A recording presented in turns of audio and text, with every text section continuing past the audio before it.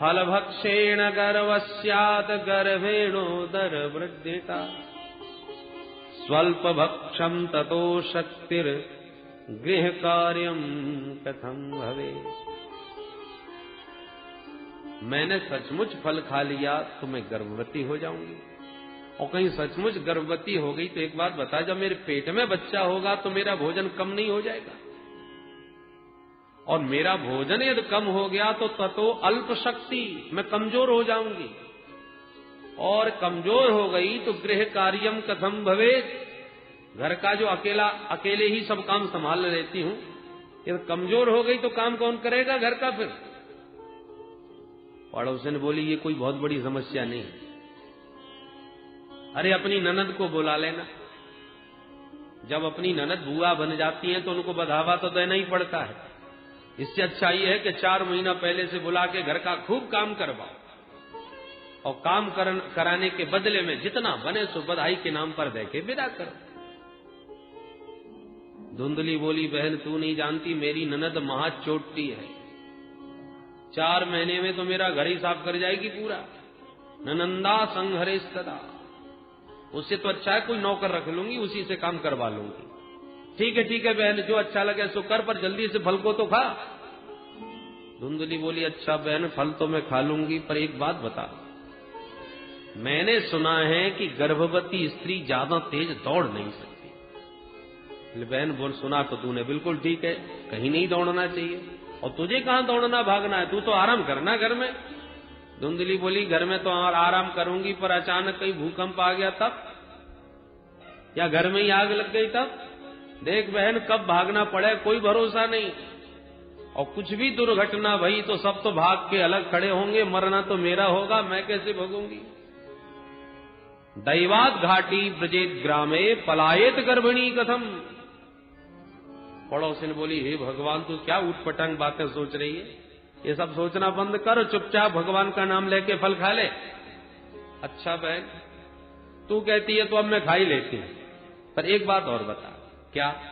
बोले मैंने ऐसा सुना है कि सुखदेव जी महाराज मां के पेट में 12 साल तक रहे थे, सच बात है? बोले हाँ बहन सुना तो मैंने भी ऐसा ही है। धुंधली बोली हे भगवान कहीं मेरा बेटा 2-4 साल भी रह गया तो तदा में मरणम भवेत, मैं तो बिना मौत के ही मर लूंगी। सुखवन निवसेत गर्भस तम कुक्षे कथमुस्त्रजित। देख बहन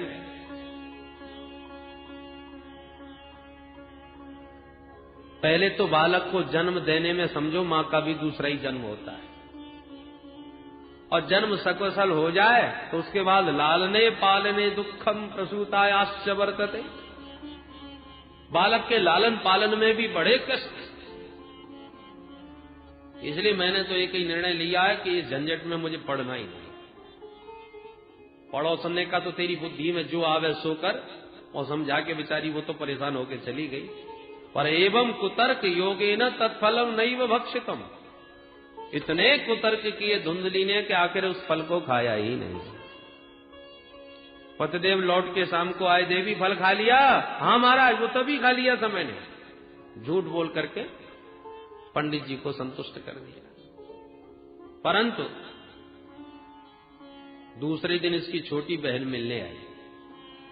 धुंधली कैसी हो? धुंधली बोली अली बहन तू खूब आई गई, आज मैं बड़े चक्कर में फंसी हूं, तू मेरा समाधान कुछ निकाल। क्या बात है? पूरी कहानी सुना दी। अब छोटी बहन यही चाहती थी कि इसके कुछ भी ना हो, तो मेरे कई बच्चे हैं, एक बच्चा इसे दे दूंगी तो इसका माल मेरा हो जाएगा। तो उसने और माथा खराब कर दिया। ए बहन बातों में मत आना, ये बाबा बैरा की दुनिया को पागल बनाते फिरते, फल खाने से भी कहीं बेटे होते, सब बकवास।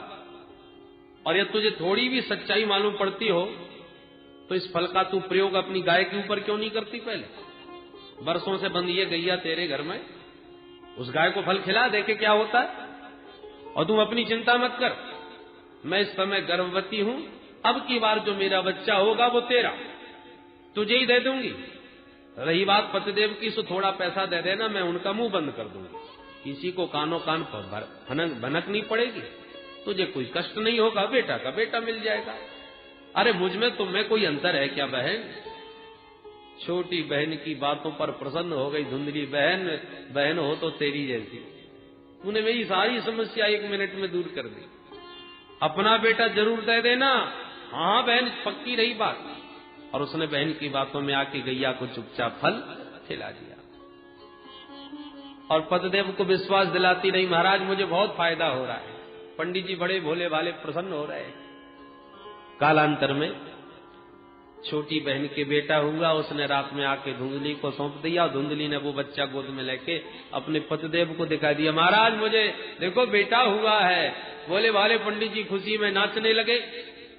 और उसके ठीक 3 महीने बाद जिस गाय को फल दिया था उस गाय के भी बेटा हो गया।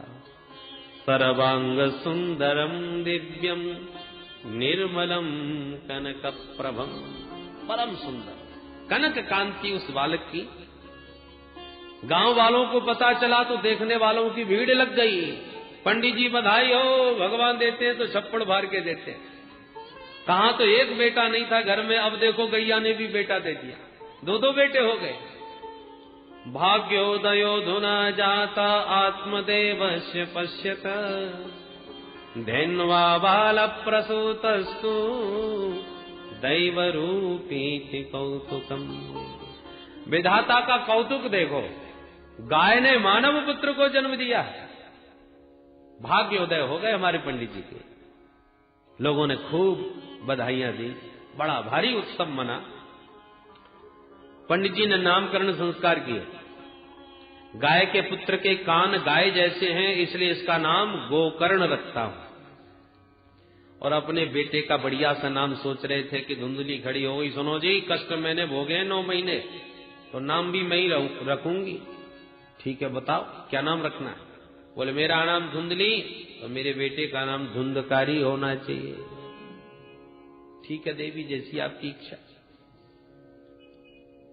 धीरे धीरे दोनों बालक बड़े हुए तो ख्याति तो दोनों ने ही प्राप्त करी, पर एक विख्यात हुआ, दूसरा कुख्यात। कियत कालेन तौ जातौ तरुणौ तनयाविति गौकर्ण पंडितो ज्ञानी धुंधकारी महाखलः। बालक जो जो बड़े होते गए, गौकर्ण जी उतना ही महान प्रकांड विद्वान होते चले गए और धुंधकारी उतना ही दुष्ट दुराचारी क्रूर प्रकृति का होता चला गया। गौकर्ण पंडितो ज्ञानी, पंडित मतलब सत असत विवेचनी बुद्धि पंडा, सा अस्य संजाता स पंडित।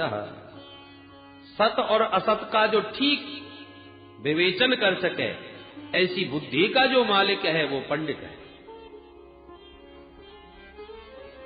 इसलिए तो भगवान ने अर्जुन को डांटा, पंडितों जैसी बात करता है। असोच्या नन्वसोचस्तुम प्रज्ञावादाश्च भाससे गतासून अगतासूश्च नानुपो सोचंती पंडिता।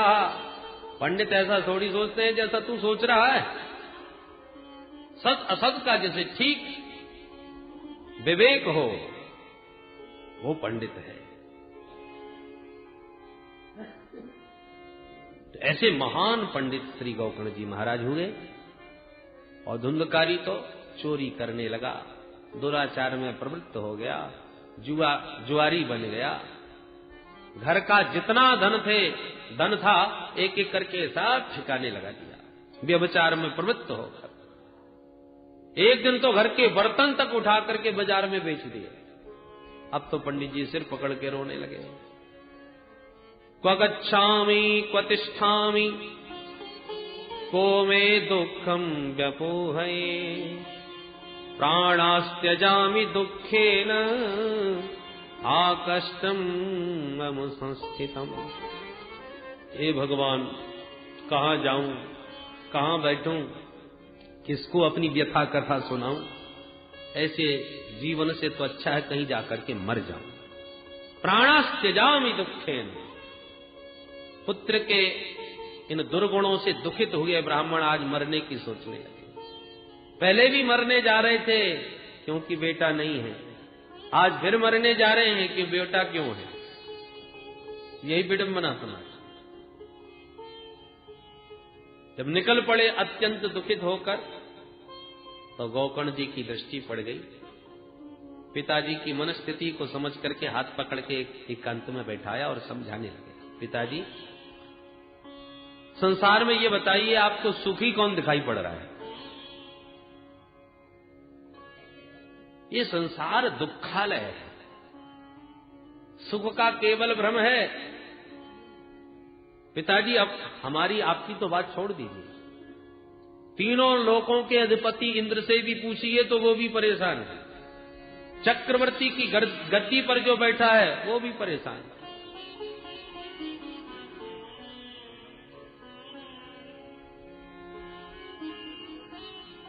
न चेन्द्रस्य सुखम किंचित न सुखम चक्रवर्तिनः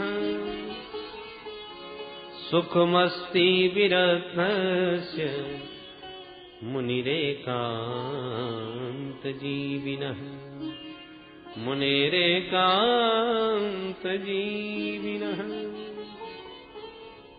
पिताजी,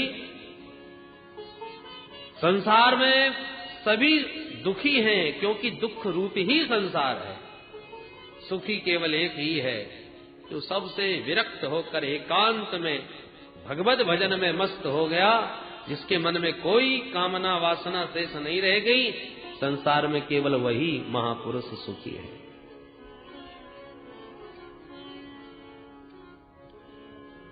अंधकूपे स्नेह पासे बद्ध पंगुरहम सटः।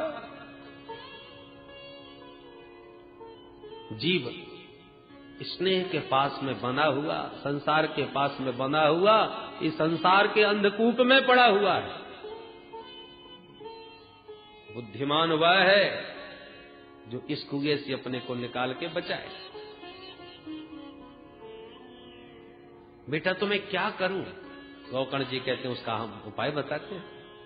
और 2 श्लोकों में बड़ा ही सार गर्वित उपदेश श्री गोकर्ण जी ने आत्म कल्याण का दिया।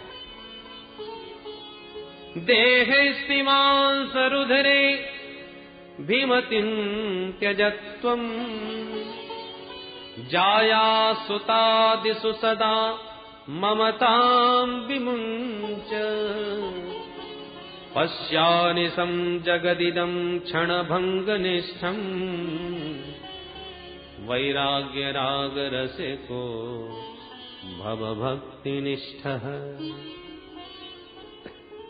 धर्मं भजस्व सततं त्यज लोकधर्मान् सेवस्व साधु पुरुषान् जहि कामतृष्णाम् अन्यस्य दोषगुणचिन्तनमाशु मुक्त्वा सेवा कथारसमहो नितरां पिबत्वम् सेवा कथारसमहो नितरां पिबत्वम्। गोकर्ण जी कहते हैं, पिताजी ध्यान से सुनिए। जीव को संसार में बांधने की 2 रस्सियां हैं, और उन रस्सियों के नाम हैं अहमता और ममता। देह में अहमता और देह के नातों में ममता, ये 2 रस्सियों में जीव बंधा हुआ है। 5 भौतिक देह है, जो पंचायती धर्मशाला है। अरे धर्मशाला में कमरा बुक कर लिया, आराम से रहो, जब तक काम करना है काम करो, जब तक रहना है तब तक रहो, और काम पूरा हो जाए तो धर्मशाला का कमरा मैनेजर के हाथ में चाबी सौंपो और जाओ अपने घर। यात्रियों के लिए ये तो कुछ समय के लिए मिला है रहने को। ऐसी जगत के प्रपंच में भ्रमण करते करते जब हमको रहने की जरूरत पड़ती है तो हमारे विधाता जी के पंचायती धर्मशाला हमको सौंप देते, भाई रहो इसमें। अब जैसा यात्री वैसी धर्मशाला वैसा कमरा।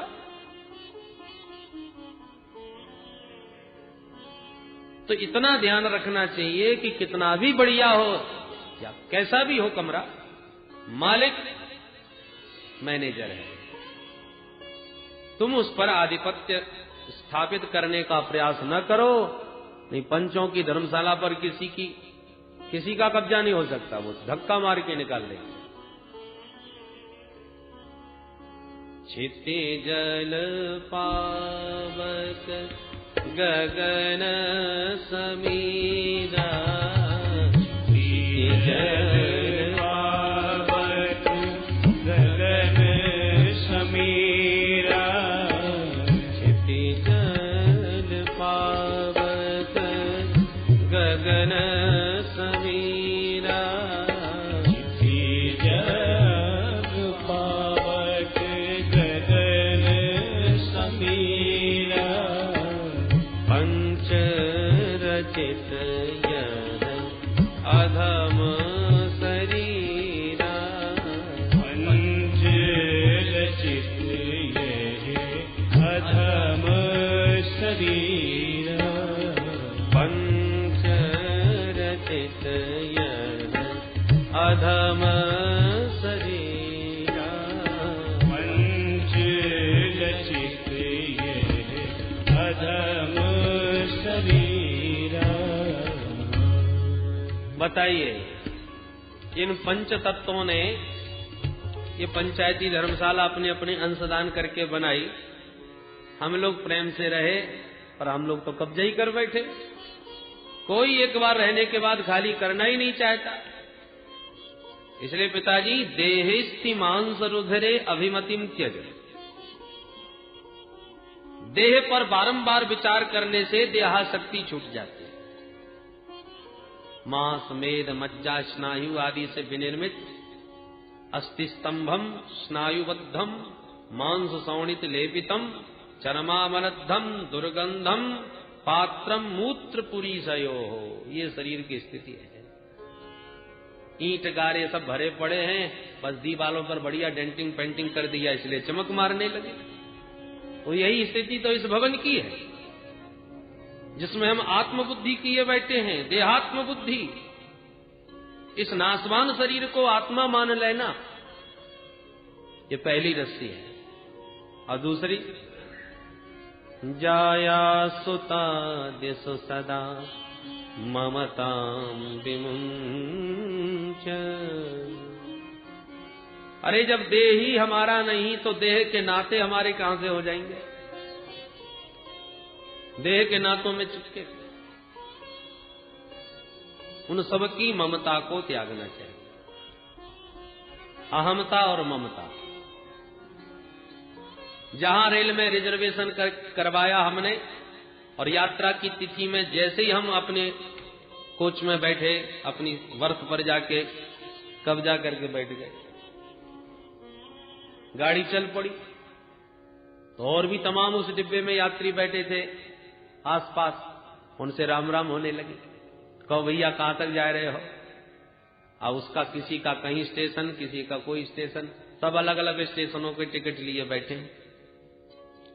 गाड़ी चल पड़ी, यात्रा का शुभारंभ हो गया और बातों बातों में यात्रियों से गपशप करते करते घनिष्ठता बढ़ गई। एक ही साथ यात्रा कर रहे थे, इसलिए बातों बातों में जान पहचान बढ़ी और वो जान पहचान धीरे धीरे घनिष्ठता में परिणत हो गई। साहब देखिए, घर से बढ़िया लड्डू लाए हैं, आप भी पाइए। उसने भी कुछ आपको खिलाया, आपने उसको खिलाया। और प्रेम की चर्चा करते करते अचानक सामने वाले का स्टेशन आ गया। उसने बोरिया बिस्तर बांधे, अच्छा भैया चलते हैं, हमारा टिकट पूरा, हमको यहीं उतरना था। आपने भी हाथ जोड़े, राम राम करके विदा कर दिया। उसकी सीट खाली हुई तो वहां पर दूसरा यात्री आ गया, भैया यहां से हमारा रिजर्वेशन, आप विराजिए। अब जिसका जहां जितना यात्रा का टिकट हो, उतरते जा रहे हैं। नए नए यात्री आते जा रहे हैं, पुराने उतरते जा रहे हैं। उनमें कुछ बहुत अच्छे मिल जाते हैं सत्संगी, और जब बहुत अच्छे मिल जाते हैं तो यात्रा का पता ही नहीं चलता कि कब कितनी लंबी यात्रा बातों बातों में पूरी हो गई। और जब कोई खतरनाक मिल जाए तो महाराज छोटी सी यात्रा भी बहुत लंबी बन जाती है। हे भगवान, इस दुष्ट से कैसे पिंड छूटे। यात्री सब प्रकार के होते हैं भाई, कभी अच्छे यात्री मिलते हैं तो कभी विचित्र भी मिल जाते हैं, पर यात्रा तो करनी ही पड़ती है। ऐसी ये जीवन की यात्रा है। वाहन कई प्रकार के हैं, कभी रिक्शा से, कभी तांगे से, कभी बसों से, कभी कार से, कभी ट्रेन से, कभी प्लेन से, अनेक वाहन हैं। ऐसे हमारी जीवन की यात्रा में भी अनेक वाहन मिलते हैं। कभी कीड़े मकोड़े बने तो कभी कुकर सुकर मिले, तो कभी सुंदर मानव देह, कभी देवताओं का जरी देव त्रिगण नयनिशु। अनेक प्रकार के इन वाहनों में हमने सफर किए और हर वाहन में यात्रा करते समय यात्री मिले, सहयात्री।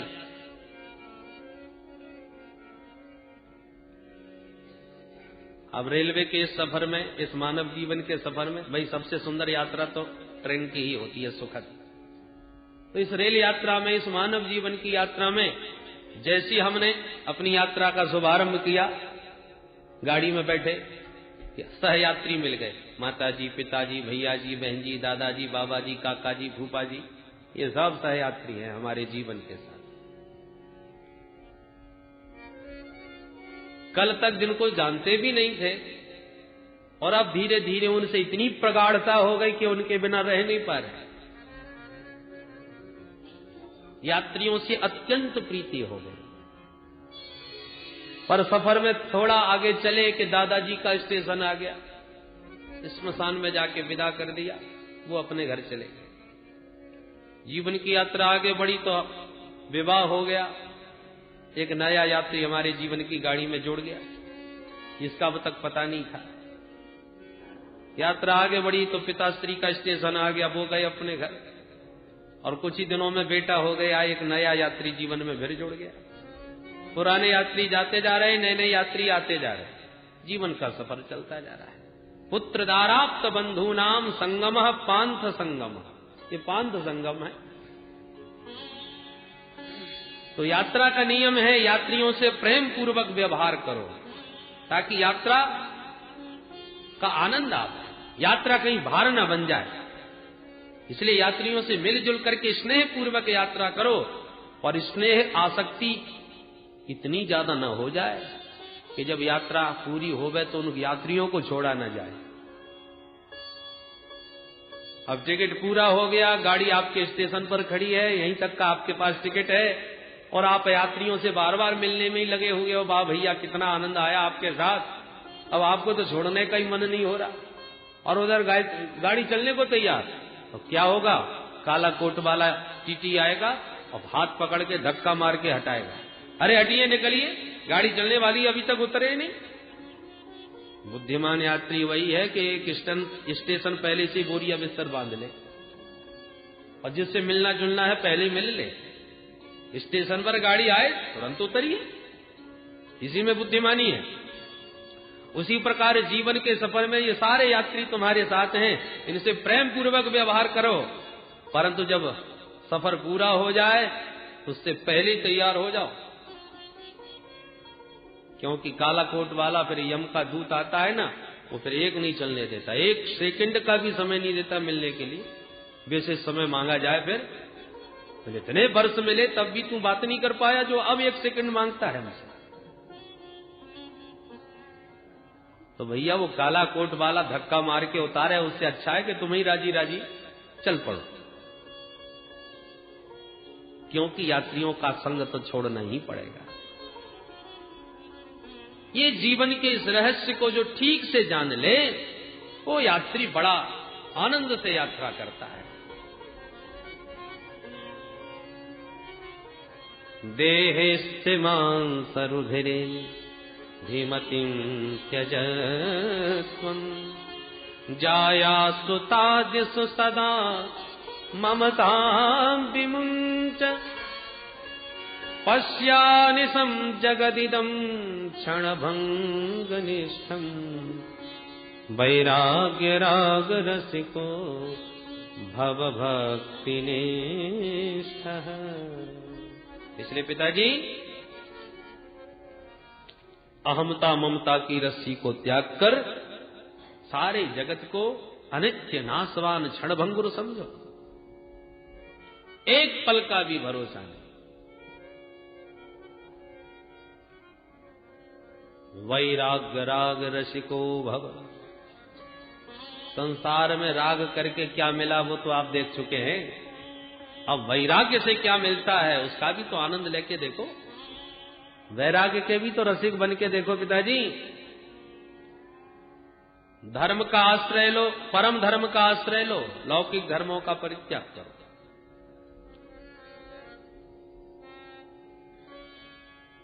आप घर से निकले, चलो कथा सुने, हमें लक्ष्य बनाया, घड़ी देख करके समय पर निकल पड़े कथा सुनने को। अब रास्ते में कोई इष्ट मित्र मिल जाए तो जय श्री कृष्ण भी कर लेते हैं, राधे राधे भी कर ली, दो बातें भी कर ली। भैया बिटिया का विवाह हो गया कि नहीं, और हरिद्वार कब आए थे, कहां रुके हो, दो चार बात करियो, आगे फिर चल दी। व्यवहार निभाते हुए लक्ष्य की ओर बढ़ो। ऐसा भी नहीं कि भाई हम इस समय कथा में जा रहे हैं, राम राम करने की फुर्सत नहीं। अरे राम राम करने में कितना समय लगेगा भाई। परंतु राम राम करने में तो बुराई नहीं है, पर इतने घनिष्ठता में बातें भी मतलब उलझाओ, इतनी बातों में भी नहीं उलझ जाओ जो कि 2 घंटे बातों में ही निकल गए और कथा का समय पूरा हो गया। निकले तो थे कथा सुनने को और मार्ग में मित्र ऐसा मिल गया कि 2 घंटे उसी की गपशप में बीत गए, तो लक्ष्य भ्रष्ट हो गए। उसी प्रकार आए थे हरि भजन को होटल लगे कपाट, लक्ष्य क्या लेके आए थे और करने क्या लगे।